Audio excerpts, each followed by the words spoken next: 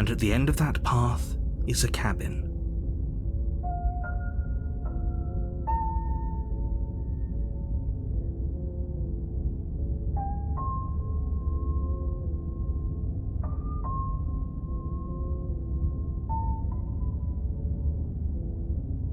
If he doesn't remember what happened, then maybe it's best to keep it that way.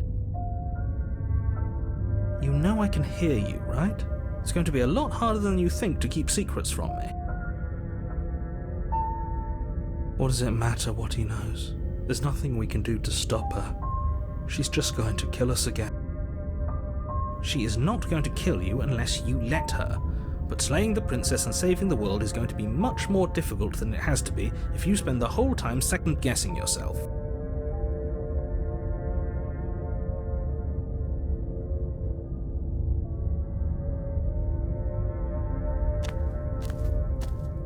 A warning before you go any further. She will lie, she will cheat, and she will do everything in her power to stop you from slaying her.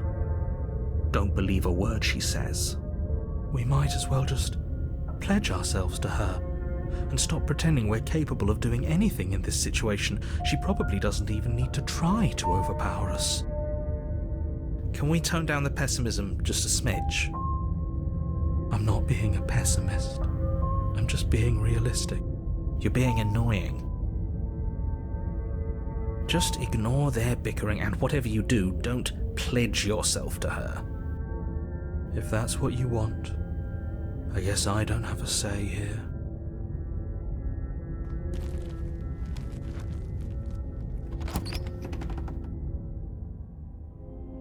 The interior of the cabin is larger and more grandiose than its humble exterior would suggest.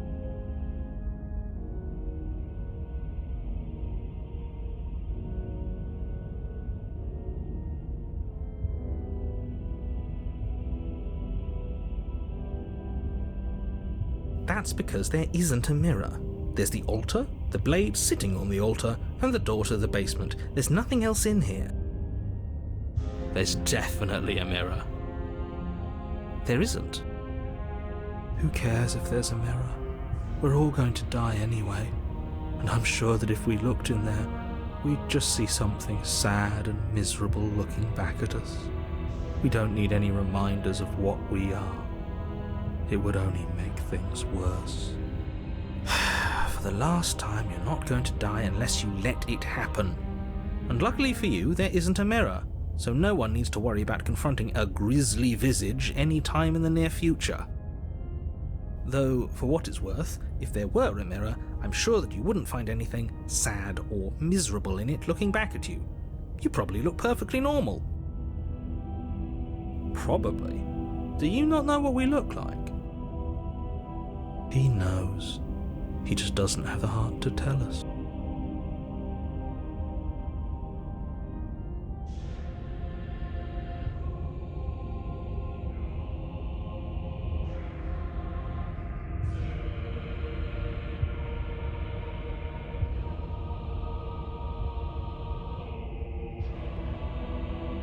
Please don't.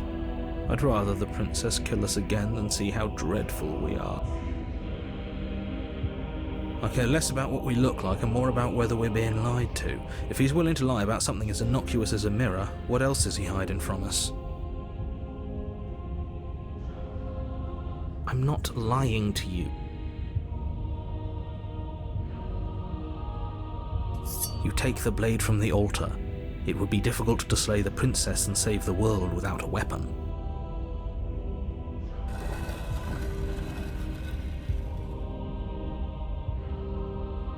The door to the basement creaks open, revealing a spiral staircase. Its steps almost as deep as you are tall. The smell of incense drifts up from below. For a moment, this is actually kind of nice. It's still a stone basement. If the princess lives here, slaying her is probably doing her a favor. Her booming voice rolls up the stairs. Is that a guest I hear? Don't linger on the stairs. Come down and witness me. You weren't kidding when you said it was booming. She wasn't like this last time. We need to get down there. She wants us to see her. We need to see her. Should we be worried about your sudden change in attitude? Just a few minutes ago you were going on about how pointless everything was. Now you want to go down there.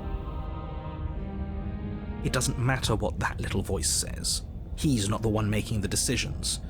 Though if his ramblings get you to the princess, they get you to the princess. Making your way down the spiral staircase is a time-consuming and exhausting effort, every step requiring you to clamber over one edge before dropping to the next. But soon the end comes into view, and you tumble to the bottom, entering the vast, temple-like room beyond. The princess towers over you, almost glowing in the weak starlight, her figure framed by a stained glass window. Her long hair billows around her, and a chain binds her wrist to the far wall. The chain is nothing to her. It might as well be a toy for all the good it would do. I told you it was pointless to resist her. The little bird has returned to me. I wonder what he wants. You brought that knife again, even though you know it's useless. Such charming audacity. Drop it.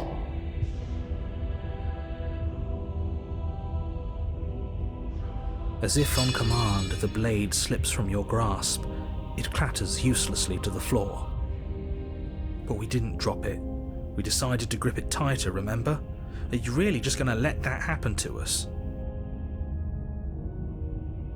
I have a duty to report facts as facts, and the fact is that you dropped the blade. Of course we dropped it. She's so much more than us. You wouldn't understand what it feels like to be in her presence. Oh, I understand what's going on, and you'd better snap yourself out of it. Kneel.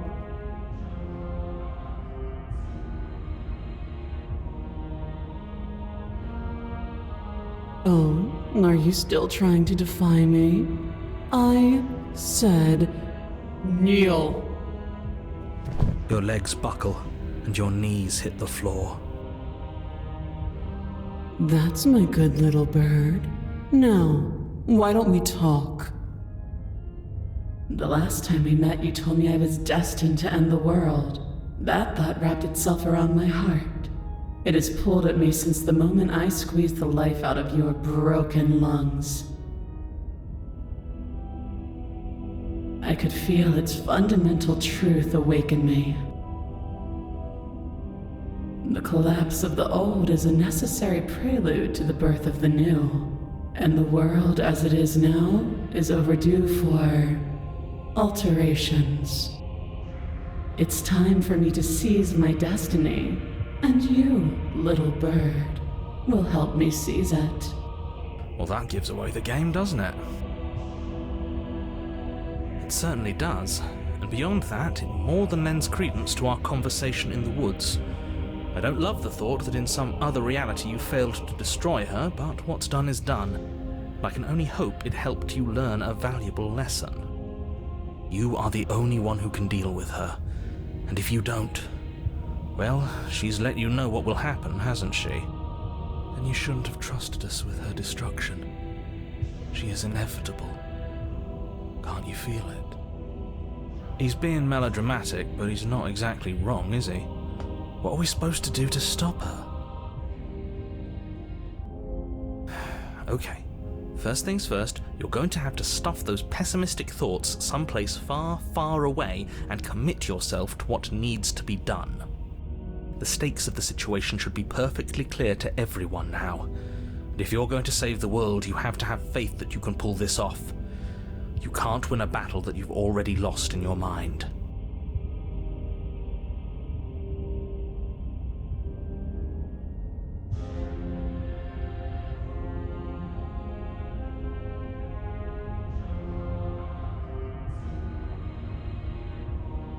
I see. Perhaps you need another lesson in submitting to your betters. Pick up that needle. Do it. It's what she wants. No objections here. I don't know what she's planning, and I don't like that we don't know what she's planning, but we might as well pick up the blade. As your eye falls on the blade, you feel a weight. Some divine hand that sits unperceived by your senses, but that manages to push you towards its desires like an unseen puppeteer.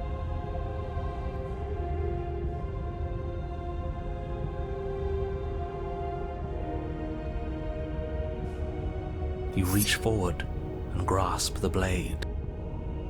Stand! This one's easy. See? This isn't so bad. Okay, yeah. We can do that. We were probably going to stand anyway.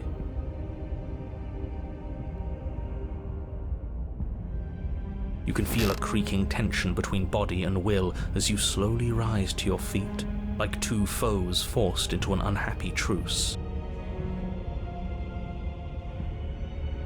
The princess eyes you with soft contemplation. The moment seems to last a lifetime, the silent anticipation of what's to come dragging out the long, painful seconds. But all silences are broken eventually. To define me is to claim we stand on level ground. We do not. You are quiet shadow, while I am brilliant radiance. Take that knife in your hand and slit your throat. What? You don't have to listen to her. You're armed. Just steel your nerves, step forward, and end this. Oh, we'll end this all right. Your hand lifts the blade and brings it towards your throat. Okay, I apologize for the unclear language. End her.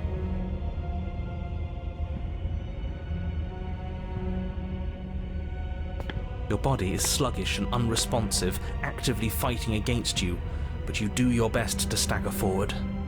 One step at a time, you move towards the princess. Slitting your throat would have been a mercy, but it seems you're in need of a harsher lesson. Plunge that knife into your lungs. I'm sorry. Don't. As you take another step forward, the blade digs into your ribs, slicing through flesh with ease. It somehow feels like an entirely natural thing to do, while the simple act of walking has become an arduous impossibility.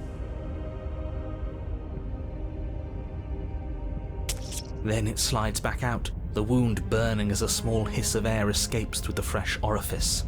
Blood fills your lungs. Now, do it again. Keep doing it until I give you permission to stop. Those are just words. You don't have to listen to her. It's what she wants. You, heroic one, what are you doing? Don't just let this happen. Stop him from killing you. I'm on it. Your other hand locks around your wrist, struggling to keep it from perforating vital organs. But the blade still flails towards you, managing to slice bits of skin that plop to the floor to join the growing pile of blood and gore beneath you. Despite the pain, you manage to keep yourself in one piece, at least for now. What a pitiful display. A wounded little bird, thinking it can defy a god. It doesn't have to be like this. It doesn't have to hurt so much. You can choose a gentle end. You can choose to leave that punctured vessel for the next. Or you can pathetically struggle against yourself until the floor of this temple is painted with the bloody impressions of your futility. You continue to approach the princess, even as the repeated gouges of your blade expose bone and muscle to the open air of the basement. You know, this would be a lot easier if you gave us a hand.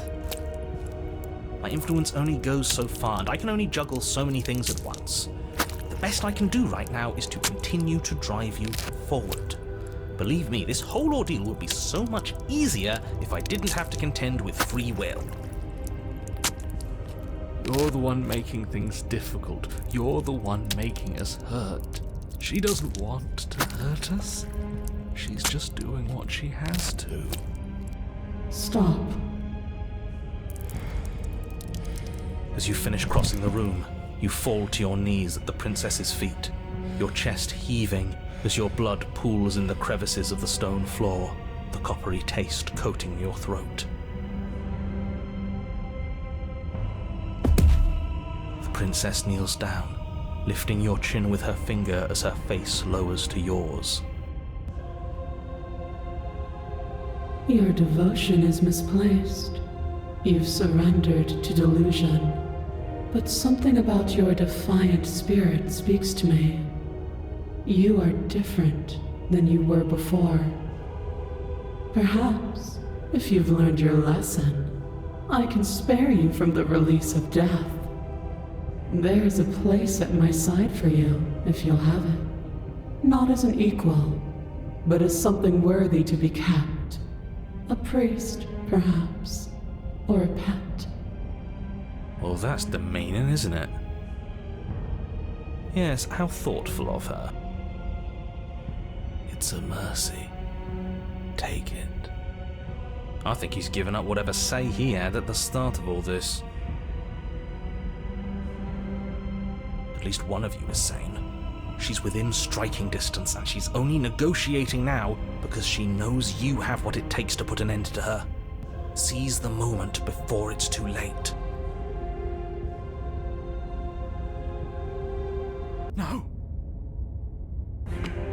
Yes, though your body trembles, struggling to defend itself in the face of the princess's overwhelming will, you finally manage to break through, darting to her side before she can react.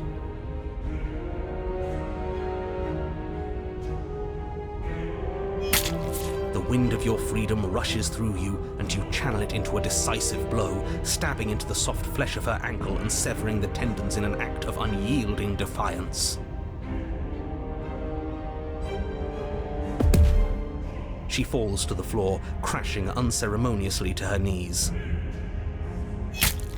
But you don't give her any time to recover. Your heart pounding with determination, you plunge your blade into her chest. As you find your target again and again, she laughs, crude emotion breaking through her once stony composure as your blade cuts her flesh.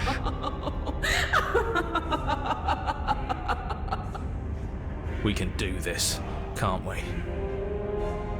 You always could. The decision to give you this task was not made lightly. You're here for a reason. It's not too late to pick up the pieces. It's not too late to toss that blade aside and beg for forgiveness. Shut up.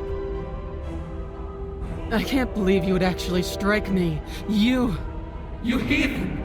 You worm! You defiler! You don't know the consequences of your arrogance! Before you can strike the final blow, the princess lashes out, knocking you off your feet. There's an unsettling wet pop as your spine breaks, numbness and pain spreading through your body. As you rebound towards the ceiling in a moment of disorientated lightness, she drives her fist into your chest. Your body is crushed as she pulverizes you into the floor, the ground itself breaking from the impact. You lie there, broken, beyond pain, unable to even see what she's done to you. But the princess is succumbing to her own wounds as well. She looks down upon her body in abject horror and disgust. You made me use my hands. I can feel myself twisting into something new, something dull, something defiled. What have you done to me? You're monsters and conspirators. I can't bear to watch this. The princess has been nothing but cruel to you. You should feel liberated by her fall. But I don't feel liberated. I feel empty. Aside from the pain, I feel fine. She collapses to the floor. Her glassy eyes watch, unblinking, yet somehow still full of anguish and fear, as the two of you perish together. I suppose we were never gonna get a happy ending here, were we? Don't let those be your final thoughts. You saved the world. That's worth something. I guess. Regardless of how you feel about it, it's finally over. Thank you. Everything goes dark, and you die.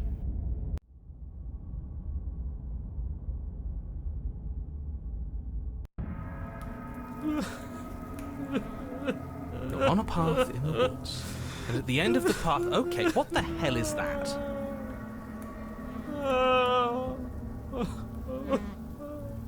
I think he's upset. What's he got to be upset about? We just killed a god! Exactly. You heathens destroyed the most beautiful thing that ever was, and ever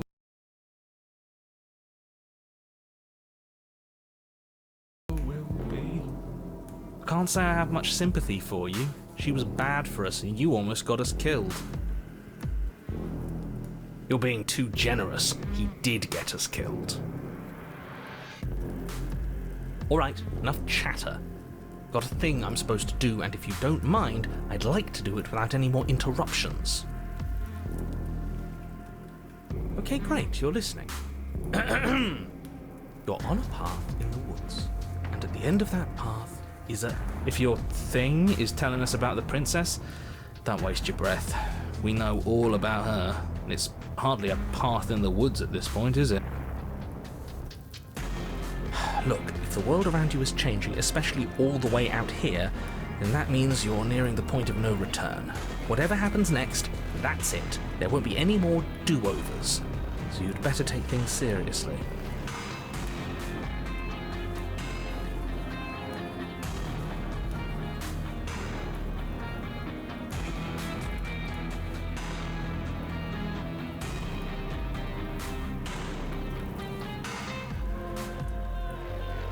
So what if I'm speaking my mind? It's not like I've ever really gotten a say in things.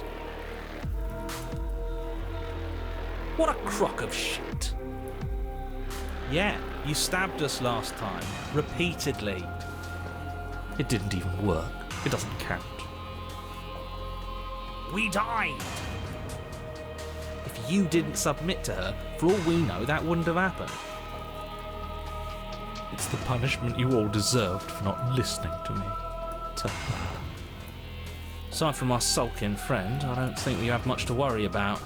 You're still the one in charge here, and I don't think that's ever going to change. Second he tries something, I'll put a stop to it. Then what happens? Have you even been listening? It's the end is what happens. Yeah, but is there something after the end? How am I supposed to know? The end means finality. It's not like I can just peek on over to the other side and tell you what it's like there, if there even is a there. It doesn't matter because we're going to win. Now that's exactly the sort of mindset I like to see. Don't let yourself be consumed with self-doubt. Don't flirt with oblivion. Just focus on the present and everything will be absolutely fine.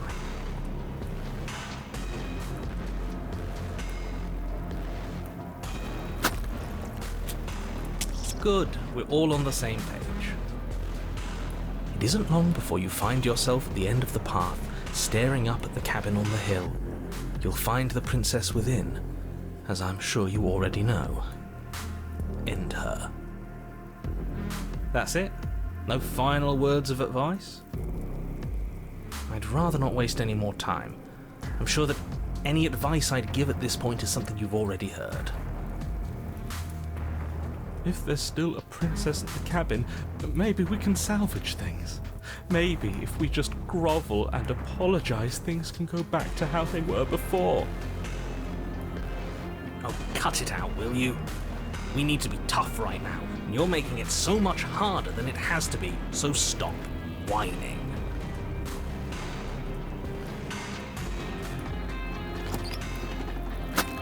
The interior of the cabin is a place that feels long forgotten.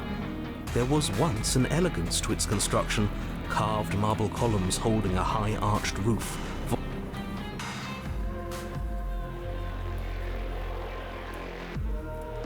But that is how it was. Now there is a growth that has overtaken it. A viscous fluid seeps from cracks in the stone walls, and it congeals into chaotic streaks of writhing nerves and wet clumps of living meat. That's horrible. You did this. The only furniture of note is a pulsating pedestal, a pristine blade perched on its edge. The blade is your implement. You'll need it if you want to do this right.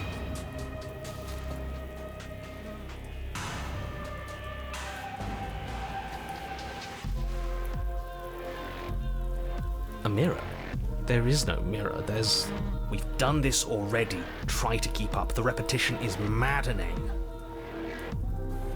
I don't know what to tell you. There isn't a mirror because I would know if there was a mirror. You're either seeing things or you're confused on the definitions of door and mirror. Or you're seeing things. That seems far more likely. What are you trying to say exactly? He thinks we've lost it.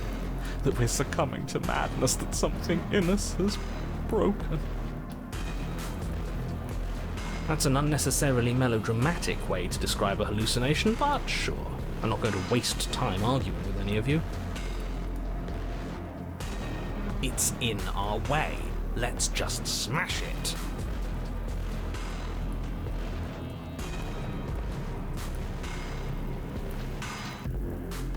You take the blade from the pedestal. It would be difficult to slay the princess and save the world without a weapon. Good. Nothing feels better than gripping cold steel.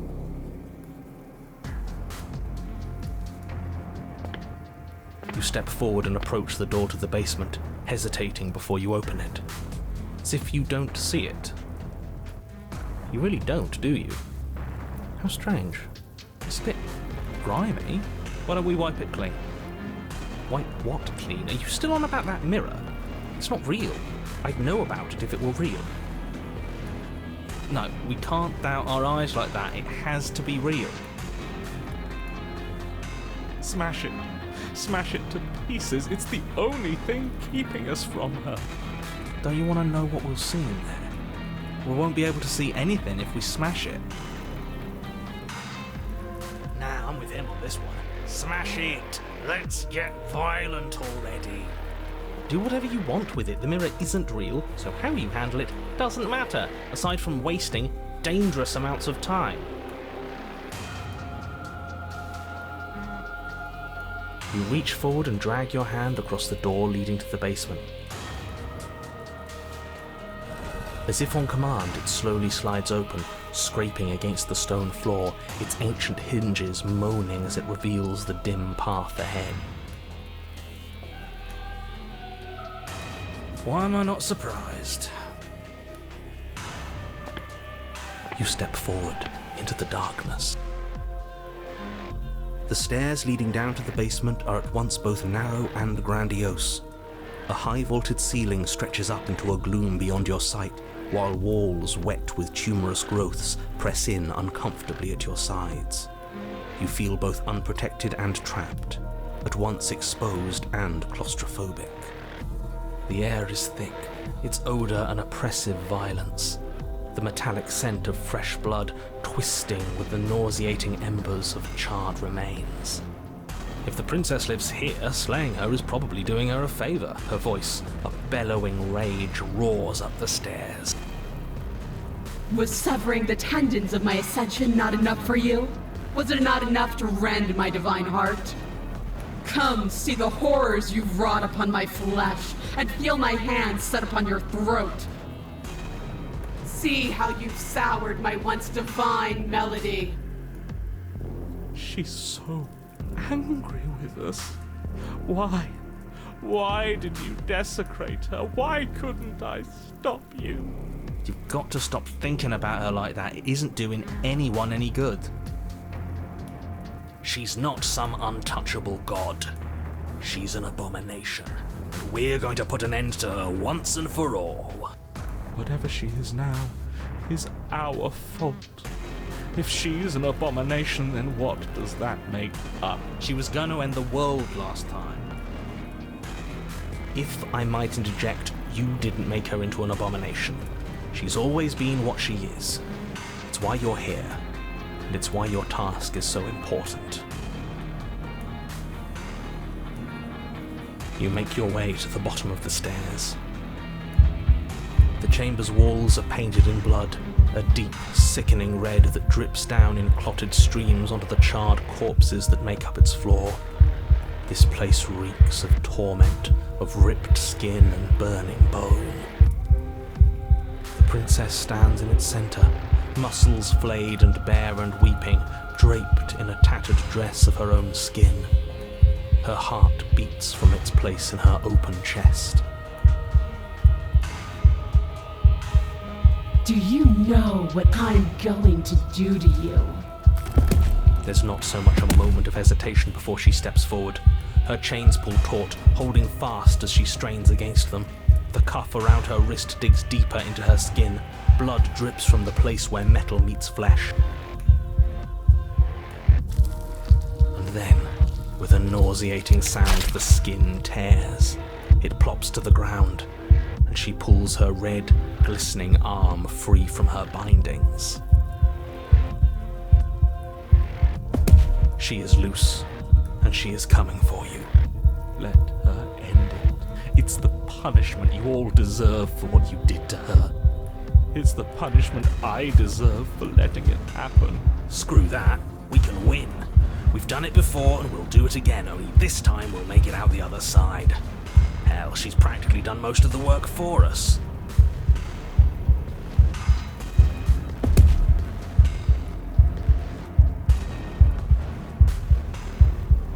Time happened.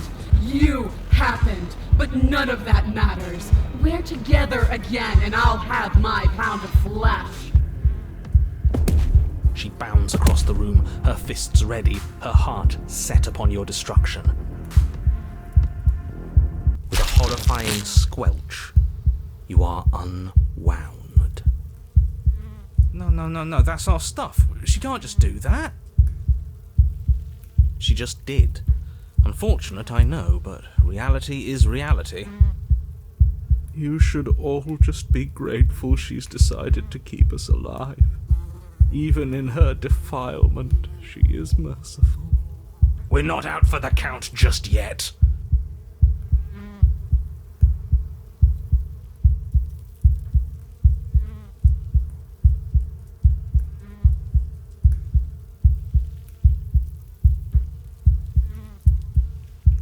But the words don't leave your metaphorical mouth. Instead, all that leaves you is a wet and horrible gurgling as tissue vibrates out of place. Our metaphorical mouth. You don't have the means to speak anymore, do you? How tragic. It is tragic, though, isn't it? I'm not satisfied dividing fear and indignation from your eyes alone. A quivering mound of flesh is no companion. She snaps her fingers, and the basic form of a vocal system assembles before you. Now, little bird, what was it you wanted to tell me?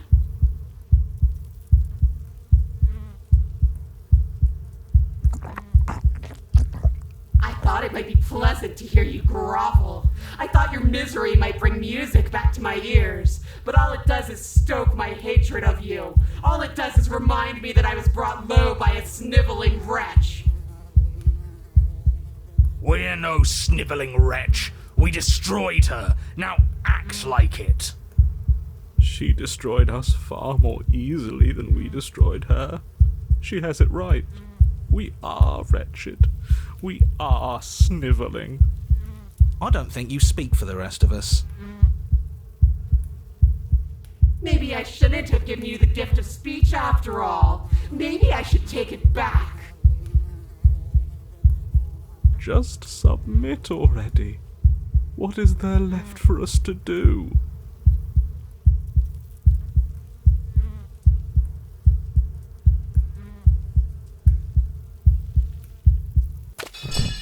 Yes, it is hopeless. This is what we deserve. Pathetic. I can't believe we have to share a body. Let's see how deep we need to dig to find the defiant little spark of your soul. This will hurt you. Something infiltrates you. Though you do not see it, you feel it, slithering into your disaster of a body, seeping into the gaps between your molecules.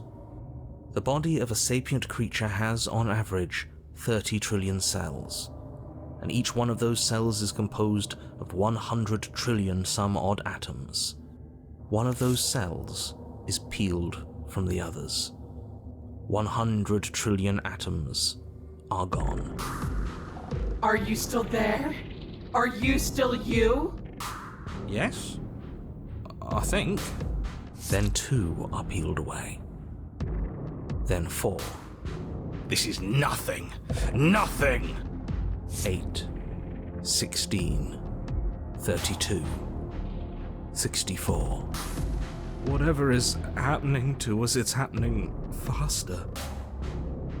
128, 256, 512. Are you still there? Are you still you? 1024, 2048, 4096, 8192. I feel small. Smaller than before. 16,384, 32,768, 65,536. You can't just count us into oblivion. 131,072, 262,144, 524,288. What happens when it gets higher? Like, really higher? Nothing. Just like nothing's happening now. But something is happening now. Something in us is liquefying. Something that started small but that keeps getting bigger. 1,048,000. The hundreds don't matter anymore. Are you still there? Are you still you? 2,096,000. 4,192,000. 8,384,000. I don't like this waiting. Waiting for something to happen. But it's taking so long. 16,768,000. 33,536,000. 67,072,000. Your eyes are useless. 134 million. The thousands don't matter anymore. Your blood begins to go places it shouldn't. Are you still there? Are you still you? There's the pain. I can feel it now. But we can handle this. We can't let her win. We can't handle anything. We're at her mercy. 268 million. We don't need to count anymore. Your lungs fill with liquid. You smell things you shouldn't.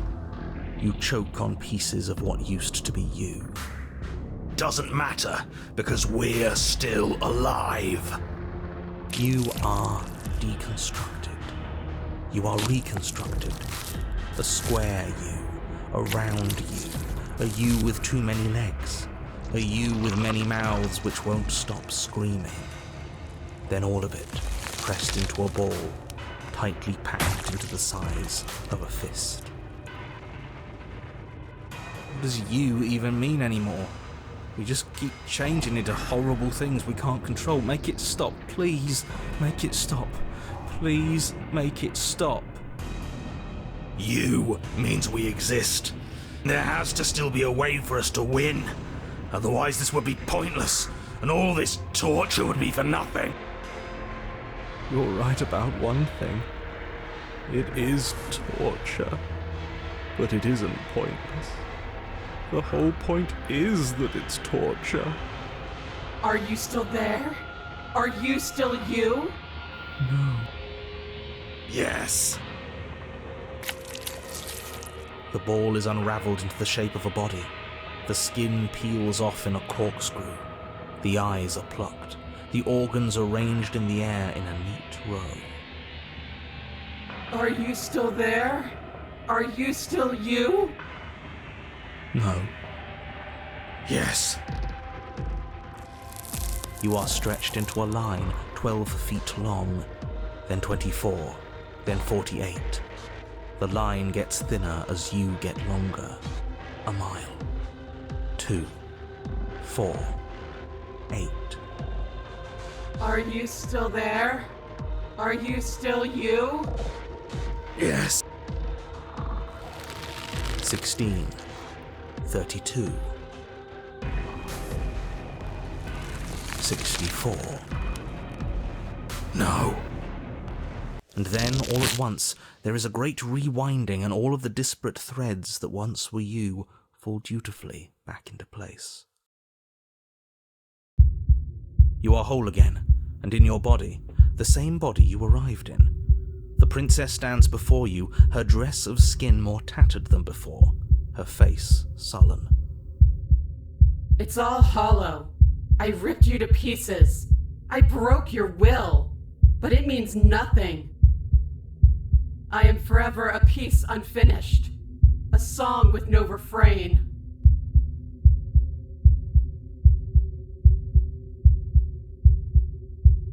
We're so different. How could I ever hope for you to understand me? She stands, arms outstretched, neck craned, gaze transfixed on something unseen above you both. But perhaps there is a way to grant you understanding.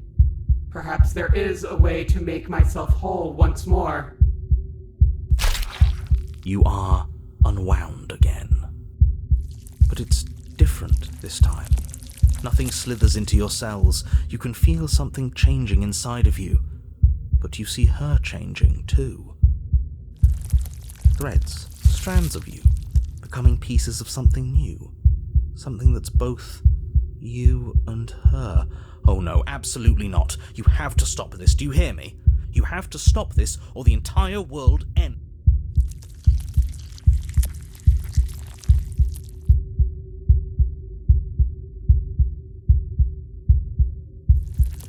Yes, yes! See me as I have had to see you!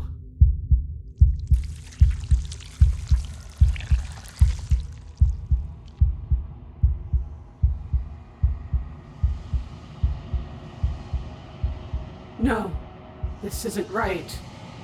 I feel cold.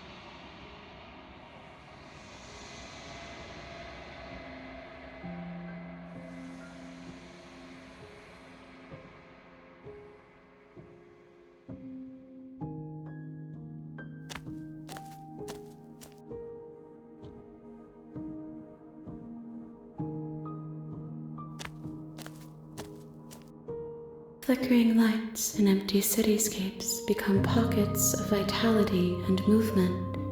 I am more than I was before. Whenever you are ready, I will wipe your slate clean once again.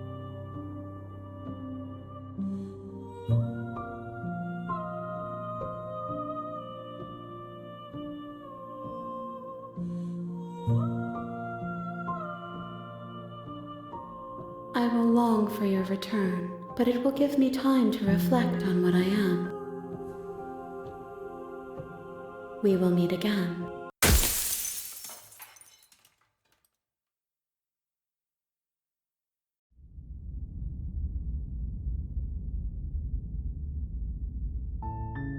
You're on a path in the woods, and at the end of that path is a cabin. And in the basement of that cabin is a princess. You're here to slay her. If you don't, it will be the end of the world.